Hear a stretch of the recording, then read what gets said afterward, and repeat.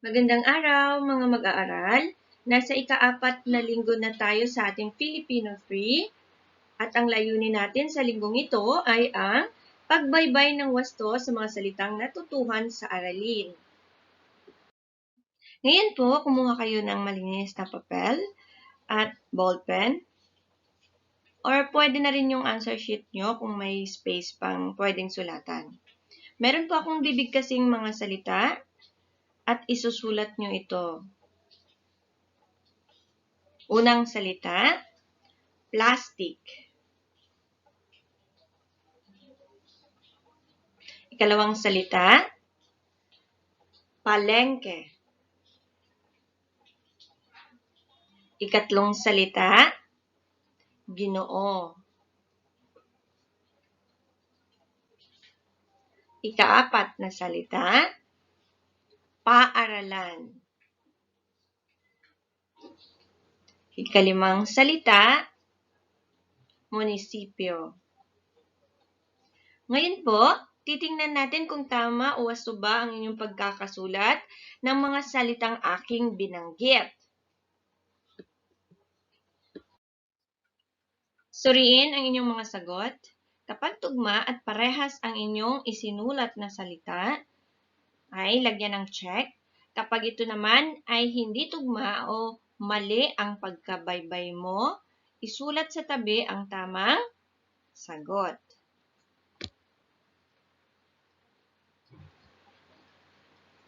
Nagawa na po?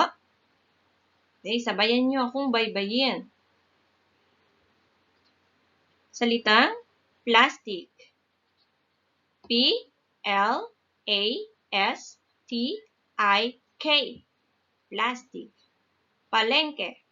P-A-L-E-N-G-K-E. Palengke.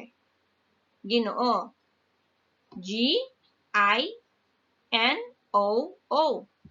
Ginoo. Paaralan. P-A-A-R-A-L-A-N.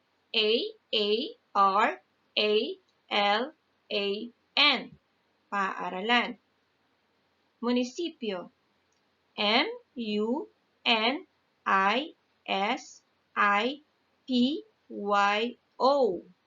Munisipyo.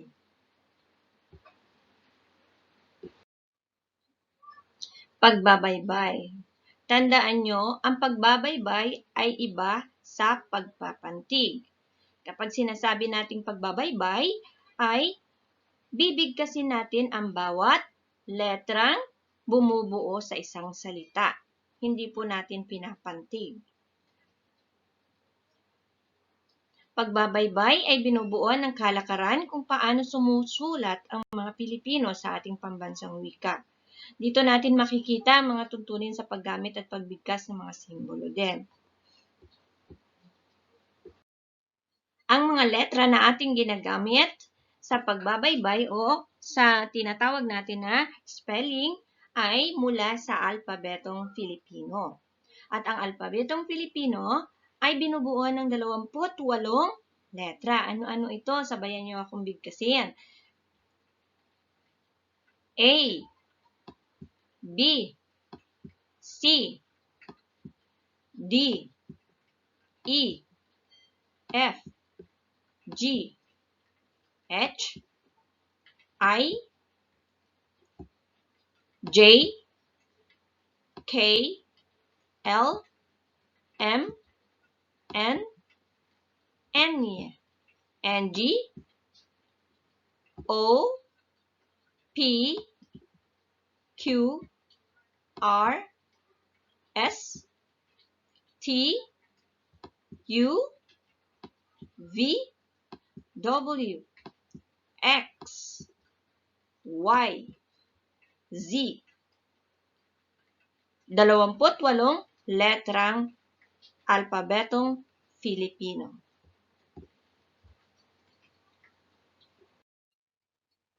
Sa pagbabaybay, meron pong dalawang paraan. Pwede nating gawin ang pagbabaybay sa pasalitang paraan at pwede ring sa pagsulat. Pasalitang pagbaybay. Ang mga salita ay nabibigas sa maaayos na pagkakasunod-sunod ng mga letrang bumubuo sa isang salita. Batay ito sa alpabetong Filipino. Halimbawa, salitang kaibigan. Kapag atin itong binabaybay, iisa-isahin natin ang letrang bumubuo sa salitang kaibigan. Halimbawa, K, A, I, B, I, G, A, N. Ganyan po ang pagbabaybay. Baybayin ang ikalawang salita. Bigkasin.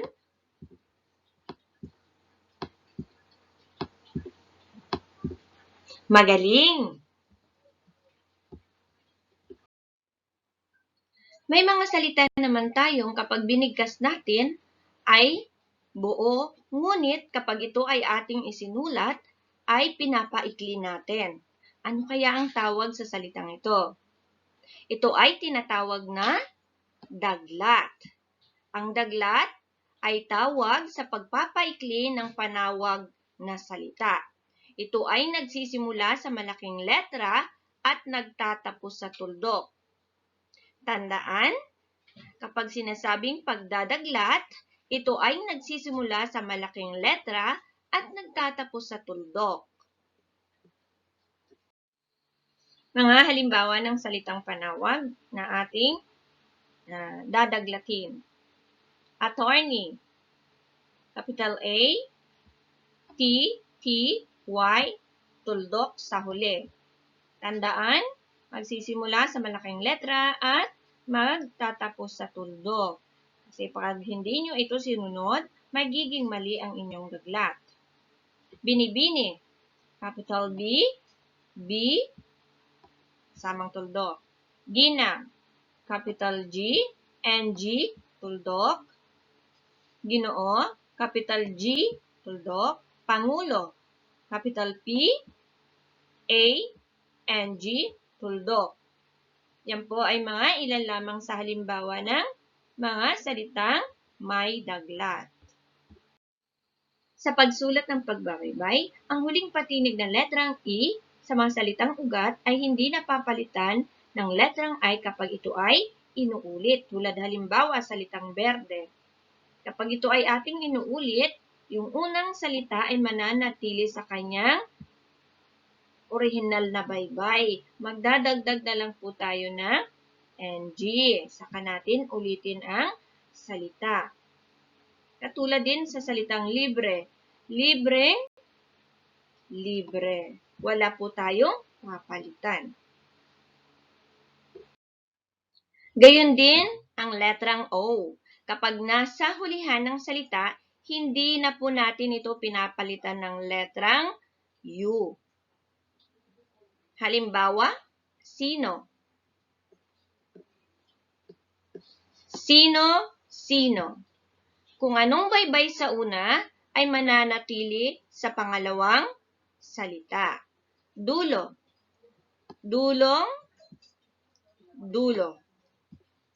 Okay, tandaan, ang salitang O, kapag nasa hulihan ng salita, hindi ito pinapalitan ng letrang U. May mga matatagal na salita na ginagamit na natin at tinatanggap ang mga salitang ipinanumbas dito. Tulad halimbawa, salitang nurse. Meron tayo sa ating wikang Filipino, nurse. Cake, cake. Candy, candy. Okay? Yan po ay mga ilan lamang sa mga halimbawang salitang ating ginagamit at tanggap na rin sa ating wikang Filipino. Ngunit may mga salita din tayong ginagamit sa ating pagsulat ng pagbabaybay mula sa banyaga na dapat panatilihin ang orihinal na anyo nito. Tulad halimbawa, salitang French fries. Wala po tayong katumbas niyan sa ating salita. Kaya mananatili siyang isusulat nating French fries. Bouquet. Mananatili po ang kanyang baybay sa wikang Banyaga. Pizza pie. Mananatili pa din yan sa kanyang orihinal na anyo. Mga salitang mula sa Espanyol, babaybayin natin ito ayon sa ating abakada o alpabetong Filipino. Halimbawa, salitang familia. Atin itong babaybayin ayon sa alpabetong Filipino. P-A-M-I-L-Y-A. Pamilya. Salitang Espanyol na banyo. B-A-N-Y-O. Banyo. Salitang Espanyol na cheque. Check. Sa atin naman, pabaybayin natin ng T-S-E-K-E. Cheque. Salitang Espanyol na makina. Sa atin, M-A-K-I-N-A. Makina. Kapag binabaybay natin sa Filipino ang salitang hiram na may magkasunod na magkaparehong katinig, katinig means consonant, tinatanggal ang isa sa mga magkaparehong katinig. Tulad halimbawa salitang immortal. Dalawang M siya sa salitang hiram, ngunit kapag ating binabaybay ito sa wikang Filipino, nag-iisang M na lang po ang matitira, immortal. May salitang bulletin. Dalawang L po yan sa salitang hiram. Kapag binabaybay natin sa Filipino, iisang L na lang po, bulletin. Okay? Tandaan, ang salitang hiram na may magkasunod na magkaparehong katinig, tinatanggal ang isa sa magkaparehong katinig kapag tayo ay nagbabaybay. Isa pang tuntunin sa pagsulat ng baybay, nilalagyan ng letrang I sa unahan ang mga salitang hiram na nagsisimula sa letrang S kapag binaybay na sa Filipino. Tulad halimbawa, sport. Sa salitang Filipino, sport. Meron na pong dagdag na letrang I sa unahan. Scout. Scout. Okay. So, yun po ang halimbawa ng mga salitang binabaybay natin sa Filipino kapag ito ay salitang hiram na nagsisimula sa letrang S. Naranasan niyo na bang gumamit ng diksyonaryo? Mahalaga ito para sa atin bilang mag-aaral. Kailangan natutunan natin paano ito gamitin. Ang mga salita ay mahalagang nagagamit ng wasto upang makabuo ng malinaw na ideya kung paano at saan eksaktong gagamitin ang salita at naaayon sa ating pangungusap na gagawin. Ang paggamit ng diksyonaryo ay makatutulong sa pagpili ng salita na angkop sa isang konteksto. Naalala niyo pa ba ang mga salitang parehas ang baybay ngunit magkaiba ang kahulugan? Kapag ganito ang ating mga nakikita at nababasa, pare-parehas ang baybay, ngunit may magkaibang kahulugan dahil ito ay may magkaibang bigkas. Kailanganin natin ang diksyonaryo. Tulad halimbawa ng salitang paso. Yung aking bigkas ay paso. Ibig sabihin, ito ay palayok at anumang lutoang yari sa luwad na bagay na lubhang kinulayan ng tina. Pangalawa, paso. Nawalan na ng halaga, lumampas na sa taning na panahon o takdang maaaring gamitin o ito ay lipas na. Paso. Anumang nadikitan ng apoy o ng anumang mainit na bagay. Tatlong salitang parehas ang baybay, ngunit magkaiba ang kahulugan. Kakailanganin natin ang diksyonaryo. Napapadali ang paghahanap ng mga salita sa diksyonaryo sa tulong ng mga pamatnubay na salita. Matatagpuan ito sa gawing itaas ng diksyonaryo ang salita na nakasulat sa kaliwa, ang unang salita sa pahina na binigyan ng kahulugan, at ang nasa kanan naman ay ang huling salitang binigyan ng kahulugan. Ang inyong nakikita ay isang halimbawa ng diksyonaryo. May nakikita tayong mga salita sa ibabaw na tinatawag nating pamatnubay na salita. Bakit tinatawag na pamatnubay na salita? Dahil dyan natin makikita kung anong salitang unang binigyan ng kahulugan at ano namang salita ang huling binigyan ng kahulugan. Ang nakasulat sa kaliwa, prototipo, ibig sabihin ang salitang yan ang unang binigyan ng kahulugan. At ang nasa kanan naman, pukawin, ay ang huling salitang binigyan ng kahulugan. At tandaan natin, kapag tayo ay tumitingin sa diksyonaryo, ito ay nakaayos ng paalpabeto. Ito pa po ang isang halimbawa ng diksyonaryo. Makikita natin sa ibabaw na meron din siyang pamatnubay na salita. At dahil dyan, nalalaman natin kung anong salita ang binigyan niya ng kahulugan. Ano ang unang salitang binigyan niya ng kahulugan at ano naman ang huling salitang binigyan niya ng kahulugan. May kaibahan ba kayong nakikita kumpara dun sa una kong ipinakitang halimbawa? Meron po, may karagdagang nakasulat pagkatapos po ng salitang bibigyan natin ng kahulugan. Ayan, yung mga sinalungguhitan ko dyan. Ano kaya ang ibig sabihin yan? Yan po ay mga bahagi ng pananalita. Ano-ano ba yan? Halimbawa, pang-uri, pangalan, pang-abay, pandiwa, at iba pang bahagi ng pananalita. Halimbawa, busilak. Ano ang ibig sabihin ng busilak? Totoong maputi o malinis. Ano naman ang kinalaman ng piyu sa salitang busilak? Ibig sabihin, ang salitang busilak ay isang pang-uri. Paano naman ang salitang buslo?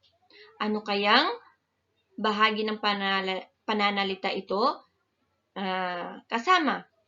Ito ay salitang pangalan. Okay. Ang buslo, ibig sabihin ay pana, balantok na kahoy na gamit sa pagtudla ng palaso. So, yun po ang ating diksyonaryo. Basahin at sagutin natin ang tanong. Ang pataba ay napapaloob sa patnubay ng salitang blank. Alin kaya dyan ang tamang sagot? Tandaan natin na kapag tayo ay tumingin sa diksyonaryo, tingnan natin yung pamatnubay na salita sa ibabaw. At ang diksyonaryo ay nakaayos sa paraang paalpabeto. Tingnan natin. So, tingnan muna natin yung unang tatlong letra. Alin kaya dyan ang napapaloob siya? Eto kaya? Pas hanggang sa pat. Ping hanggang sa pi. Pal hanggang sa pal pa rin. Pal hanggang sa pan. Ano kaya? Sa tingin ko, letter A. Bakit? Kasi kasama, pareha siya dito.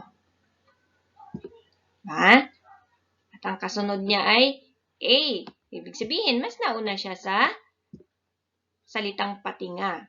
So, napapaloob po siya sa pamatnubay na salita na pasya hanggang sa salitang patinga.